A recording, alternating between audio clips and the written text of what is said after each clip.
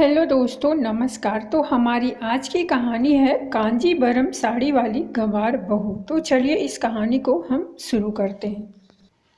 बहू, आज मेरी किट्टी है। मेरी किट्टी की सहेलियां आएंगी। सब इंतजाम अच्छे से होना चाहिए। खाने पीने के सामान में कोई कमी नहीं रहे। और हाँ, गंवारों की तरह कपड़े पहनकर ना आना। उन लोगों के सामने तुम यह जो 6 मीटर का कपड़ा लपेटे रहती हो वह न लपेट लेना। तुम साड़ी पहनकर उन लोगों के सामने नहीं आओगी। उन लोगों की बहुएं मॉडर्न कपड़े पहनती हैं। अगर तुम साड़ी लपेटकर आ जाओगी तो वह लोग मेरा मजाक उड़ाएंगी। इसीलिए तुम भी मेरी सहेलियों के सामने मॉडर्न कपड़े पहनकर ही आना। मेरी बात कान खोलकर सुन लो।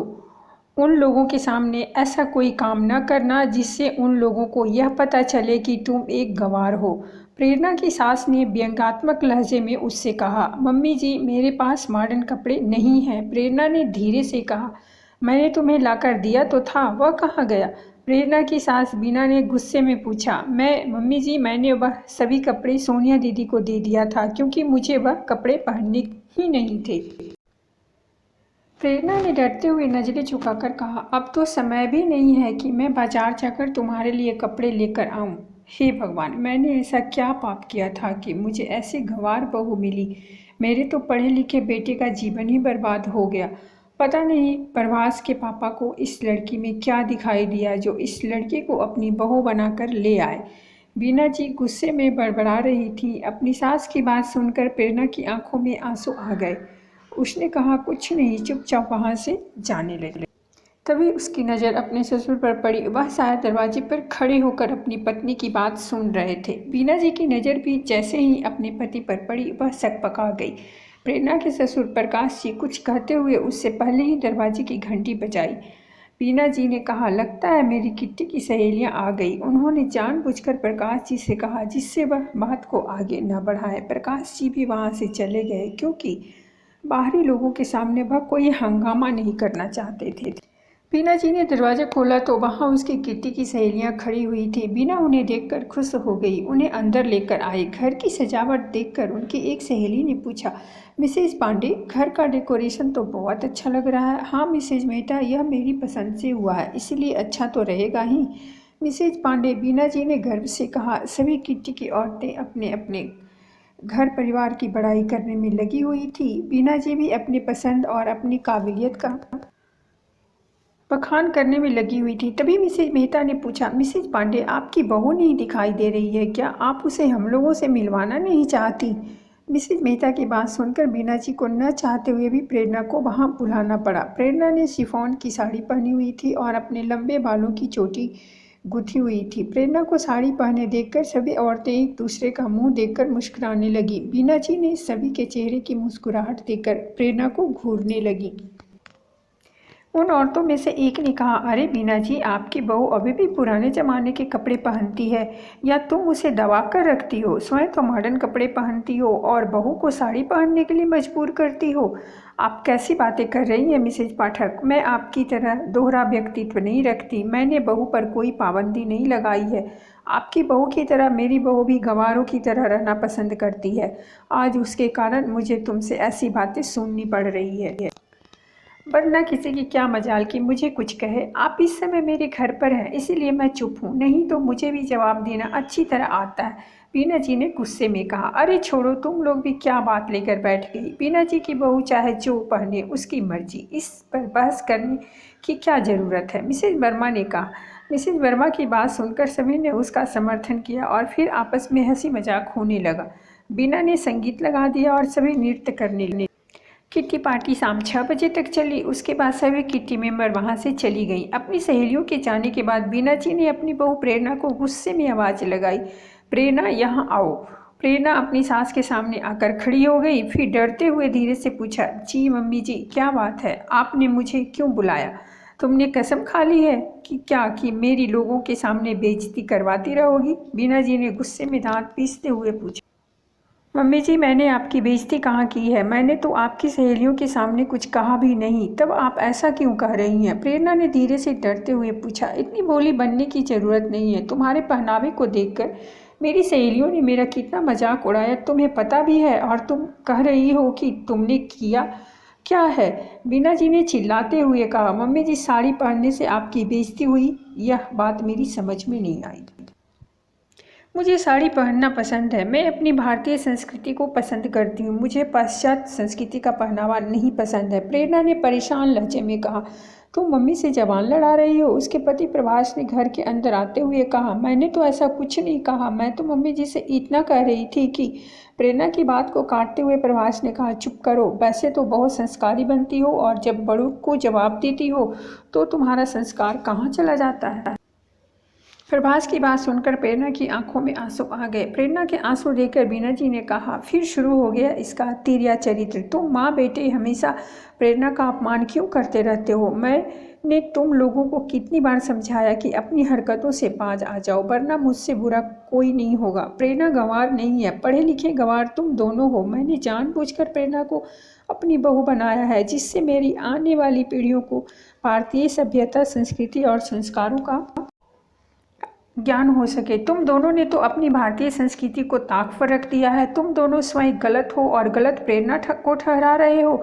आज के बाद अगर तुम दोनों ने प्रेरणा का अपमान किया तो मुझसे बुरा कोई नहीं होगा। प्रेरणा के ससुर प्रकाश जी ने गुस्से में कहा और वहां से चले गए। प्रभास और बीना जी ने जलती निगाहों से प्रेरणा को देखा और वह लोग भी वहां से चले गए।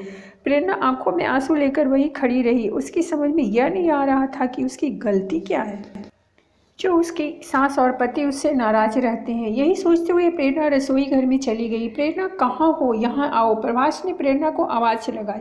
प्रेरणा दौड़ती हुई आई। क्या बात है? आपने मुझे क्यों बुलाया है? प्रेरणा ने पूछा। कल मैं अपनी तरक्की के उपलक्ष्य में एक पार्टी दे रहा हूँ। वहाँ बहुत बड़े बड़े लोग आएंगे, विदेशी लोग भी वहाँ होंगे। पार्टी 5 स्टार होटल में है। वहाँ तुम्हारा आना आवश्यक है, इसलिए तुम्हें भी वहाँ चलना होगा, पर तुम वहाँ साड़ी पहनकर नहीं चल। वहाँ पहनकर जाने के लिए मैं तुम्हारे लिए यह ड्रेस लाया हूँ, तुम्हें वही पहनकर चलना होगा। प्रभास ने प्रेरणा को एक पैकेट देते हुए कहा। प्रेरणा ने वह पैकेट अपने हाथ में लिया और उसे खोलने लगी। तभी फ़ोन की घंटी बज उठी। सबका ध्यान उधर चला गया। प्रेरणा ने पैकेट रख दिया और फ़ोन उठाया। उधर से उसकी माँ की आवाज़ आई। कह रही थी कि तुम्हारे पापा की तबीयत खराब है, वह तुमसे मिलना चाहते हैं। अपनी माँ की बात सुनकर प्रेरणा घबरा गई और उसने अपनी सास को अपने पिता की तबीयत के बारे में बताया और कहा कि वह अपने मायके जाना चाहती है। बीना जी उसे मना करती रही। उससे पहले ही प्रकाश जी ने कहा। प्रेरणा, इसमें पूछने की क्या बात है? तुम जाओ, तुम्हारे पापा तुमसे मिलना चाहते हैं। अपने ससुर की बात सुनकर प्रेरणा अपने मायके जाने की तैयारी करने लगी। उसका मायका उसी शहर में था। उसने प्रभास से कहा कि वह कल पार्टी में जाने से पहले यहाँ आ जाए। उसके बाद प्रेरणा अपने मायके जाने के लिए निकल गई। अपने माता पिता से मिलने के बाद प्रेरणा बहुत खुश हुई। प्रेरणा को देखकर उसके पापा की तबीयत में सुधार होने लगा। प्रेरणा भी अपने माता पिता के पास आकर बहुत सुकून और शांति महसूस कर रही थी। दूसरे दिन प्रेरणा के पापा की तबीयत कुछ ठीक थी। प्रेरणा ने प्रभास को फ़ोन करके कहा कि वह सीधे होटल आ जाएगी। प्रभास ने कहा कि तुम ड्राइवर के साथ होटल आ जाना और वही ड्रेस पहनकर आना जो मैंने तुम्हें कल ला कर दिया था। प्रेरणा अपने पापा को डॉक्टर को दिखाने के बाद अपनी ससुराल चली गई। घर में कोई नहीं था, सब लोग होटल जा चुके थे। प्रेरणा भी तैयार होने के लिए अपने कमरे में गई। उसने जब अपनी ड्रेस देखी तो वह चौंक गई। वह एक गाउन था जो बैकलेस था। प्रेरणा ने उसे बेड पर फेंक दिया और अपनी अलमारी से एक कांजीवरम की साड़ी निकाली। साड़ी क्रीम कलर की थी और उसका बॉर्डर मैरून रंग का था। प्रेरणा ने वही साड़ी पहनी, अपने लंबे बालों का ढीला जोड़ा बनाया, गले में मैरून रंग का जड़ाऊ हार और हाथों में जड़ाऊ कंगन पहने, माथे पर मैरून रंग की बड़ी बिंदी और होठों पर मैरून रंग की लिपस्टिक लगाई। जब प्रेरणा ने तैयार होकर स्वयं को शीशे में देखा तो स्वयं को देखकर शर्मा गई। तभी उसका फ़ोन बज उठा। प्रेरणा ने फ़ोन उठाया। फ़ोन प्रभास का था। कहाँ हो? कब तक होटल पहुँच रही हो? प्रभास ने गुस्से में पूछा। मैं तैयार हो गई हूँ, अब घर से निकल रही हूँ। मुझे होटल पहुँचने में ज़्यादा समय नहीं लगेगा, प्रेरणा ने कहा। प्रेरणा फ़ोन रखने के बाद होटल के लिए निकल पड़ी। कुछ समय बाद उसकी कार सड़क पर दौड़ने लगी। थोड़ी देर बाद ही कार होटल के कंपाउंड में खड़ी हुई थी। कार से उतरकर प्रेरणा सीधे अंदर पहुंची। वहां सभी लोग आ गए थे। जैसे ही प्रभास की नज़र प्रेरणा पर पड़ी, उसके चेहरे पर क्रोध के भाव दिखाई देने लगे। बीना जी भी वहां आ गई और फुसफुसा कर बोली, तुम्हें हमारी बेइज्जती करवाने में इतना मज़ा क्यों आता है? अब सभी लोग मेरे बेटे का मजाक उड़ाएंगे, कहेंगे कहाँ की गंवार आ गई है। तभी विदेश से आए हुए व्यक्तियों ने पूछा, मिस्टर प्रभास, आपकी वाइफ अभी तक नहीं आई, कहाँ रह गई हैं? यहाँ मेरी वाइफ मारिया उससे मिलने के लिए बहुत एक्साइटेड हैं। प्रभास ने अपने चेहरे पर नकली मुस्कुराहट लाते हुए कहा, मिस्टर डेविड, यह है मेरी पत्नी मिसेज प्रेरणा। वाओ, इंडियन ब्यूटी, आपकी पत्नी तो बहुत ही सुंदर है मिस्टर प्रभास, मारिया ने कहा। पार्टी के सभी लोग प्रेरणा के आसपास इकट्ठे हो गए और प्रेरणा की साड़ी, उसके पहनावे और श्रृंगार की प्रशंसा करने लगे। तभी एक महिला ने बीना जी से कहा, बीना जी, आपने आज तक अपनी बहू से हमें नहीं मिलवाया। आज पता चला कि आपने उससे पहले हमसे क्यों नहीं मिलवाया। वह इतनी सुंदर है, कहीं हमारी नज़र न लग जाए। बीना जी उस महिला की बात सुनकर गर्व से मुस्कुरा उठी। वहाँ उपस्थित सभी लोग प्रेरणा की तारीफ करते रहे। तभी वहाँ शहर के मेयर मिस्टर राहुल आ गए। बातचीत के दौरान जब उन्हें पता चला कि प्रेरणा ने हिंदी में PhD किया है तो उन्होंने खुश होकर प्रेरणा के ससुर प्रकाश जी से कहा, प्रकाश, तुमने कभी बताया नहीं कि तुम्हारी बहू हिंदी में PhD है। मुझे अपने कॉलेज के लिए एक हिंदी की प्रवक्ता की आवश्यकता है। क्या प्रेरणा बेटी मेरे कॉलेज में प्रवक्ता की नौकरी करेंगी? मेयर साहब की बात सुनकर प्रेरणा के चेहरे पर आश्चर्य मिश्रित खुशी दिखाई देने लगी। मेयर साहब की बात सुनकर बीना और प्रवास के चेहरे पर भी गर्व की मुस्कुराहट फैल गई। तभी वहाँ प्रकाश जी आ गए और उन्होंने व्यंग भरी आवाज़ में कहा, क्या हुआ बीना, आज तुम्हारे चेहरे पर प्रेरणा के लिए गुस्सा और नफरत नहीं दिखाई दे रही है? और प्रभास, तुम्हें आज प्रेरणा एक गंवार नहीं लग रही है? आज यह चमत्कार कैसे हो गया? अपने पिता की बात सुनकर प्रभास ने शर्म से अपनी नजरें झुका ली और बीना जी के चेहरे पर भी शर्मिंदगी के भाव दिखाई देने लगे। मुझे माफ़ कर दो प्रेरणा बेटा, हम लोगों के चेहरे पर पाश्चात्य संस्कृति का पर्दा पड़ा हुआ था जो आज उतर गया। हमें तुम पर नाज है और आज मैं भी खुश हूँ कि प्रभास के लिए उसके पापा ने इतनी सुंदर और संस्कारी लड़की ढूंढी। बीना जी ने हंसते हुए प्रेरणा से कहा, प्रभास बहुत प्यार से प्रेरणा को देख रहा था। प्रेरणा की नज़र अब जब प्रभास पर पड़ी तो उसे अपनी ओर देखता पाकर प्रेरणा ने शर्माकर अपनी नज़रें नीचे झुका ली। प्रकाश जी अपने परिवार को एकजुट होता देखकर खुशी से उन्हें देख रहे थे। उनके चेहरे पर गर्वीली मुस्कान फैल गई थी। तो दोस्तों, किसी व्यक्ति की पहचान उसके कपड़ों से नहीं बल्कि उसके संस्कारों से होती है। समय चाहे कितना भी क्यों ना बदल जाए, लेकिन हमें अपनी सभ्यता और संस्कृति को नहीं भूलनी चाहिए। तो ये थी हमारी आज की कहानी। अगर आपको कहानी अच्छी लगी हो तो प्लीज़ हमारे चैनल को सब्सक्राइब कीजिए, वीडियो को लाइक और शेयर जरूर कीजिए। सुनने के लिए बहुत बहुत धन्यवाद। मिलते हैं हम एक नई कहानी के साथ।